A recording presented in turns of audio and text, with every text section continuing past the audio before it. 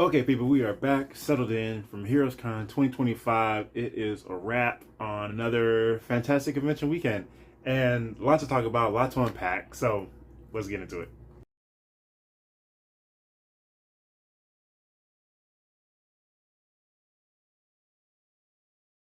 All right, so we have to talk about what another fantastic weekend HeroesCon 2025 was. And first, I want to start off with shout out to the Heroes Aren't Hard to Find team because they put on another wonderful show. And shout out to them, especially Carter Southern, for granting me a press pass to cover the event again. So this is the 43rd HeroesCon. This is my third consecutive year going, and I do plan to continue making it an annual thing because everything I said in my lead up to the show, the Road to Heroes Con coverage, still applies because it's just a wonderful weekend through and through. Uh, my weekend did get a little jacked up because I think I was suffering from jet lag, but I was still able to enjoy so much for the weekend. And yeah, there's a lot. So also shout out to them for continuing to do a physical program, which I always appreciate because I can get this signed, and it's always just cool to have a souvenir. I did get this signed by Joshua Middleton, who I met last year, so I had to go talk to him again, and we talked for a little bit. And then I got to meet Greg Land, who I had signed a book, and then Todd Knock as well. Two cool dudes doing good things in the world of comics. So shout out to those three. Usually I have a lot more signatures, but I was just running around so much trying to mix up some of the coverage, which is also why you're seeing just this recap video and not the other. Usually I would have done a couple other videos, but I wanted to switch it up for HeroesCon. So you mixing up my coverage across all the social medias, and I've been on TikTok recently, so adding videos to that and doing more YouTube shorts. So again, just trying to mix up the coverage, spreading it around. So what I did was shot a lot of extra footage specifically to use in a recap video in this video here. So as I get through talking about some of the show, talking about my personal highlights throughout the weekend, you'll see a lot of that in this video overlaid.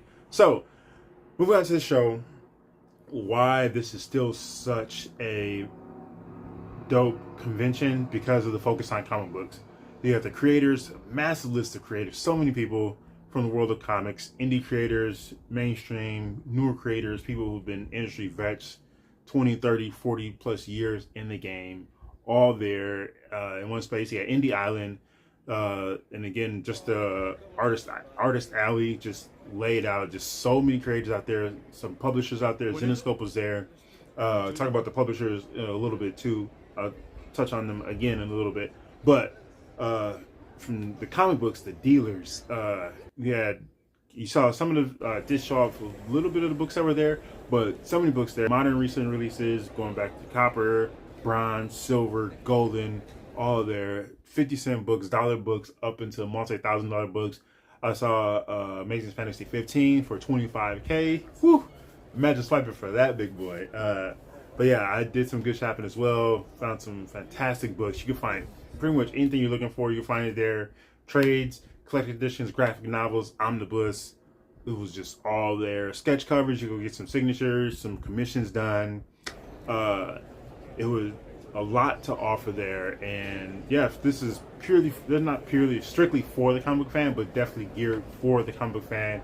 If you like the creators, the characters, the stories, all of that, this is a show for you. This is why this show gets so much love throughout the comic book community in the world, from fans and the creators.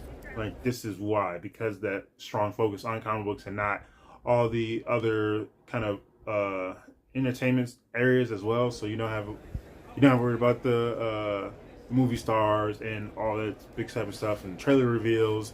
This is purely about the comics and kind of comic adjacent, because something I talked about before, you can't just have a show where it's just going there and buying comics.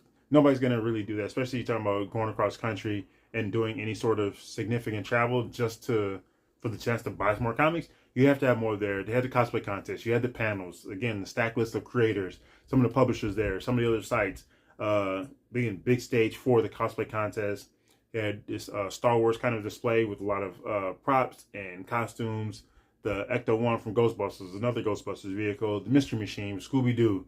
Had all of these other sites there that were perfect for just being at a show and that kind of add to that value prospect. So even if you aren't strictly just a comic book fan, you could go and take your family out there, because I mentioned in the cosplay contest, it was all ages, adults to young kids out there cosplay on the stage, walking around the convention floor.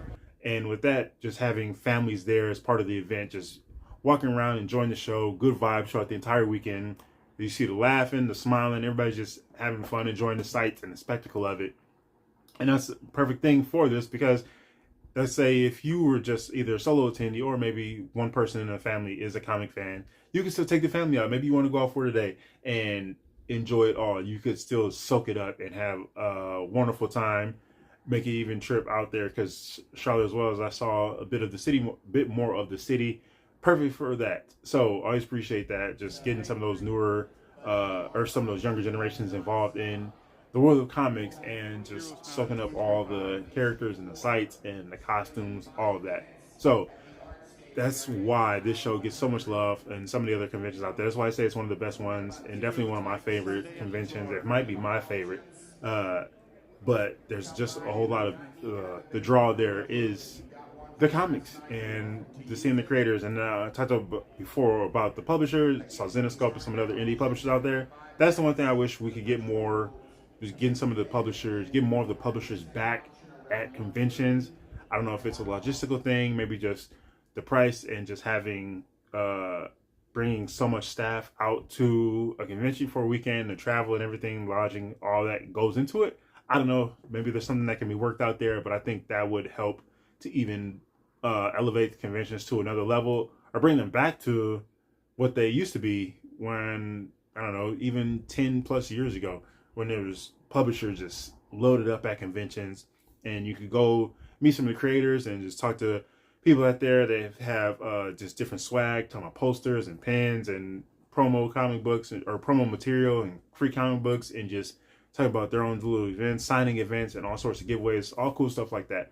So I think that would help not just HeroesCon, but other conventions as well. And another thing I've always pointed out, especially with HeroesCon, but other conventions as well, the use of space. And I talked about this in lead up to the show and some of the recaps.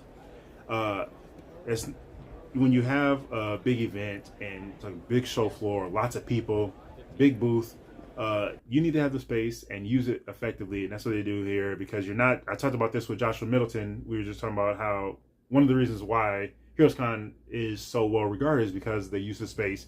And having a lot of people in a space like this, you're talking about lining up for people. Chris Claremont had a big line, Adam Hughes.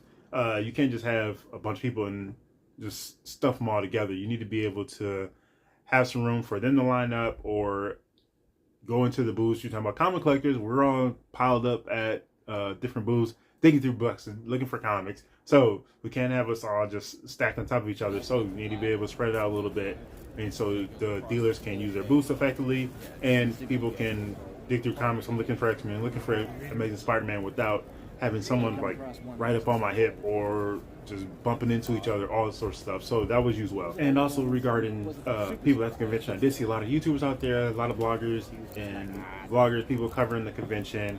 I ran into BJ Kicks, aka Comics Are Dope. Outer Worlds Comics, believe his name is Joey. I believe this was his first convention, so good to meet you. Hope you had a wonderful time. Philly Born, talked to him for a few minutes. So I saw some other people out there, some other YouTubers out there, just people out there capturing content for the community, for the comic convention scene. Absolutely dig it, just because people just talking up, like I said, good vibes throughout the entire weekend. Anybody else who's out there, it's always just cool to just run into people from these other communities. There's like, oh, hey, aren't you so-and-so? And then just talk it up about what you're looking forward to at the convention, what you've been engaging with, who you've been meeting, what you've been hunting, what you've been buying. Each day of the convention, I was in conversations with different people at different booths, just randomly talking about the convention, what we were hunting. At one booth, digging through some books, or digging through some boxes, where I found, I think it was $1 or $2 books, whatever. I found a couple copies of Uncanny X-Men number 304, which I talked about tons of times, which is my favorite single issue comic book. I found 3 copies there, and I was talking to 2 people there. This one dude and this one lady. We were just talking about the different things that we were hunting. Superman, X-Men. I was telling them about while I was picking up multiple copies of that book. And we were talking about Jim Lee, and I think we talked about Baltimore Comic Con, and just several other things out there. Just wild random conversations with other people in the comic book community, collectors, fans, just enjoying it and enjoying the hobby, the medium, the different aspects of these hobbies and of the medium. So I always appreciate that. It's just part of that, just community, everybody coming together and randomly and at one time and just kind of embracing the hobby, displaying that, and sharing the passion for that. So, yeah, like I said, just another wonderful weekend. I'm looking forward to many more, and I expect HeroesCon to grow even more with word of mouth, and as people just share the love for just what this convention does, and it's focused on the comic books from the creator standpoint, from the actual books, from the fans, just everybody just sharing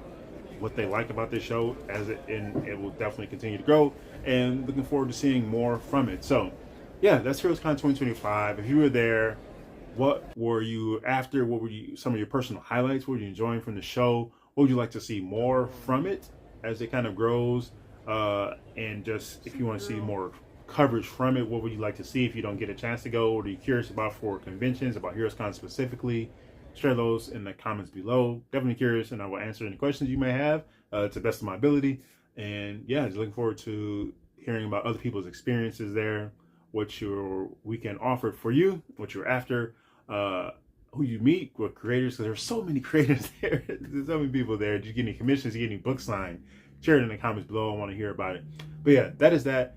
Yeah, that will put a big capper on my HeroesCon 2025 coverage. I will be dropping some other shorts, some other videos on TikTok if you don't follow me there. Some more pictures. All the photo galleries are up on genotalkscomics.com. Have some more stuff to share on Instagram and then Twitter/X and Blue Sky. As I said before, I was definitely aiming to branch out the coverage and spread it out. So hitting all of those social medias, medium sites, whatever you want to call them, with some different aspects of the weekend. So looking forward to doing that as for more conventions in the future. So hope that worked out well. But yeah, that is that. HeroesCon 2025 in the books. Happy reading, happy hunting, happy collecting. I'm Gino, this is Genotalkscomics. Thanks for watching and peace out.